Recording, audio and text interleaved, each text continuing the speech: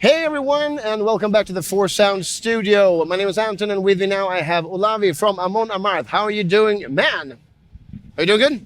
I'm doing pretty good. Doing pretty good. You're playing tonight, Yeah. and I mean home base. How is that compared to playing? I mean, because you're touring everywhere. I mean, so how is it to come home in a sense? Well,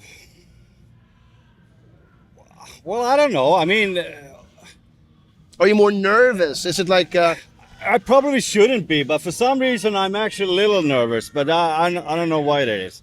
But I don't really consider. I mean, obviously we live in Sweden, and Sweden is our home country and all that. But you know, we have bigger crowds elsewhere.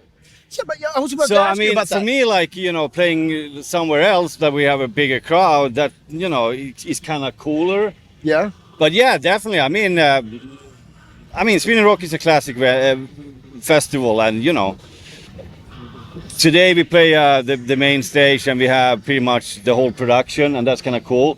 So yeah, I mean, yeah, it's cool.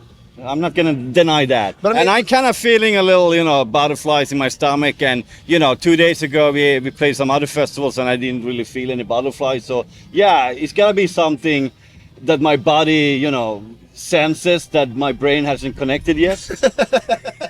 Yeah, maybe that. Well, there's your problem. Yeah. But like, for instance, where's your biggest crowd? Is it in Germany? Yeah, that's Germany. Yeah. I mean, because your type of metal is really Germans love that stuff, and one of the because the metal swamp, if you don't mind me saying, is kind of broad. I mean, because there are so many types of metal. For instance, what do you call your type of metal?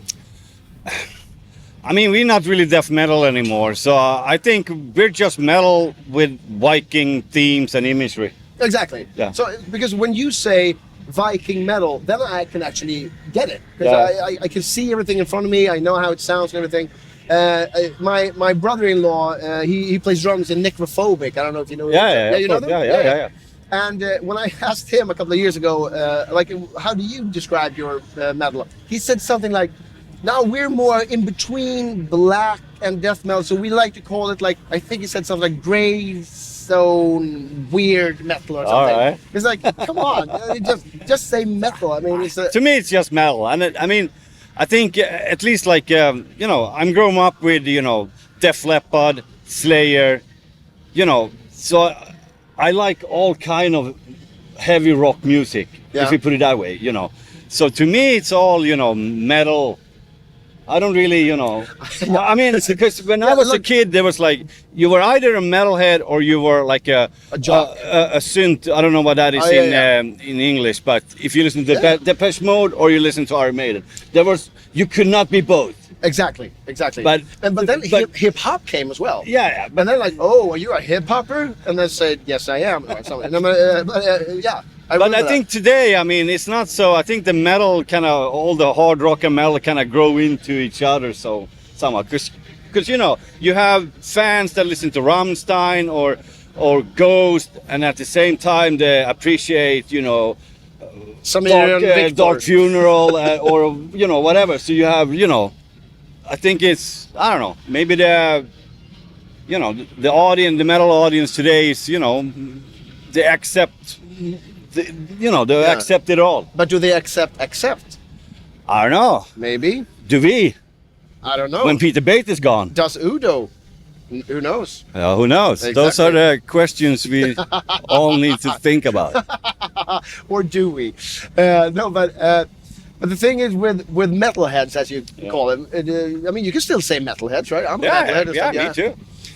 Because I've noticed that when I've interviewed like death metal, really, dangerous with dragon wings and horns and everything, that they're really, really friendly. And I mean, we've never met before. Fuck, they're usually the most dangerous looking guys are the most friendliest guys. Yeah, I know. And even if you don't mind me saying, a little bit like nerdy in a sense. For instance, like people that are really talented in dart or bowling or billiards or pool are kind of dorky. I mean, I consider myself as a nerd, so I'm not going to point any fingers. But do you agree with people being a little bit like zoned in with the metal community? That like they're Yeah, might be. Yeah. Yeah, I think so actually, because I don't think that you have many metalheads that are like really, as you said, like violent or sport interested or something. It's like, no, we're nice people. We're metalheads, so it's kind of weird because I didn't think that when I was a kid. No. It wasn't even a question. I'm just sitting here chatting. Now I'm thinking, is this actually an interview or we're just like chit chatting behind stage? I have no idea what I'm doing actually. No, but I was just thinking, George Corpse Grinder from Cannibal Corpse. He's like a huge man, and he's like, a really big one, and his neck is kind of like that thick, but still he's the fucking friendliest guy ever. Yeah. Friendliest and happiest guy ever. It's like friendliest guy in the world is the singer in Cannibal Corpse. It's like, come on, what the hell's going on? Yeah. No, but hey, But they're good maybe guys. metalheads, they get out all the aggression and all that through the music. Exactly. So they don't have to be like that. Yeah, praise the Lord for that. But you're going on tonight at 7 on the big stage, the festival stage. And for instance, how, because you're bigger in Germany. Like for instance, the last festival you played before you came here, how many people were there? I mean, like your biggest like festival crowd. Well, the ones so far we've only done 2 festivals on this season, because the season is just beginning of June now, so it's just started. And I don't really know how big the festivals were. I mean, to me it was fucking packed, and I don't really count, but looked packed. But if you ask the biggest festival we ever played, I think that was like 2 or 3 years ago. We played in a festival called Woodstock in Poland. And I know. It was That's one like of the biggest. unfucking believable. It was like, I think I heard something about 400,000 people, and we played the main slot. So it was like as far as you can see. But how is that even possible? I don't know. And the thing is that 400,000. You mean at once? Because I had a carpenter back home that said, "Yeah, no, we have a big festival in Poland. It's like up to 500,000 people." And I said, "Well, how many days is it?" No, it's like a 3-day festival. I'm like, okay, then it must be number of total visitors.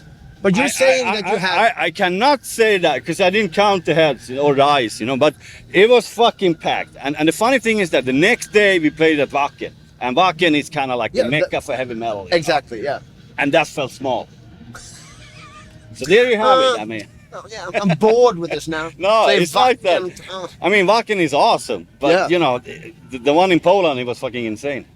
Cool. Do you have any more fun upcoming gigs? Do you have a heavy touring in? Yeah, we just started this festival season. I think this is the 4th show we're doing so far. So yeah, we have the whole June and a little bit into July. And just previously, before this tour, we were touring with Slayer in the US on their final leg. So that was awesome. Cool. And as you can see, I have Spinal Tap t-shirt on me. Every guest that's sitting here in the Four Sound studio has to answer the question, what's the most Spinal Tap thing that's ever happened to you? Because, I mean, you've been playing for a long time. Yes. How many years is it now? 25 or 26, That's insane. Yes, I know. I mean, we started really young. It's not that I'm old. We just started very young. No. We were that small when we started. Yes. Seriously, Spinal Tap moment. Oh, fuck. I mean... Obviously, I think every band has been on those venues that you are, dressing room to find the stage is kind of like fucking, a fucking jungle. You go corridors, doors and stairs up and down. But so far we haven't really had a huge Spinal Tap moment. I mean, good. We had kind of like the opposite. We built a Viking ship in US that we have for some touring. We never toured with it in Europe, and that's because the Viking ship is too big. It's kind of like the opposite of Spinal Tap. Yeah, Stonehenge thing. That when we built it, we were like, yeah, that's cool, that's awesome. But then when we saw it, it's like, fuck, we're never gonna be able to use it. That's actually better Spinal Tap thing. Awesome, man. But okay, and the last thing before you go, because I know you have more interviews and stuff, we have to play a game as well. And I think you're gonna love this game because this game is really popular at like after parties. So you're gonna go like to play in the tour bus or in the hotel room or something. You take a match. It's called Game Set Match. You take the sulfur off, and then we're gonna stick it in our mouth like this between the teeth, and then say a really famous rock song. And the longer title, the more funny. As long as I kind of like know which one it is. So it's like nothing weird. Or it doesn't matter. Okay, are you ready? All right. And both of us have to have it in while we do it. Okay. That's the fun thing. Are you ready? Yeah. Like this? I can start, just so you know. Okay. I can start. Okay. Okay.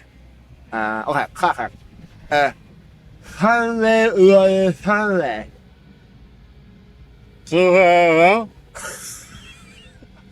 三位俄三位 It's not real. It's more like okay. 三位俄三位三位OK，三位俄三位三位俄三位三位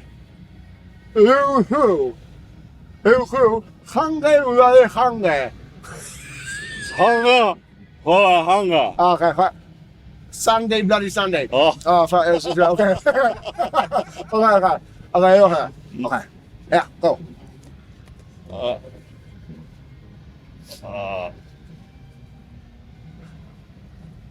Holy Holy liar. Who is it? Come on. Who is it?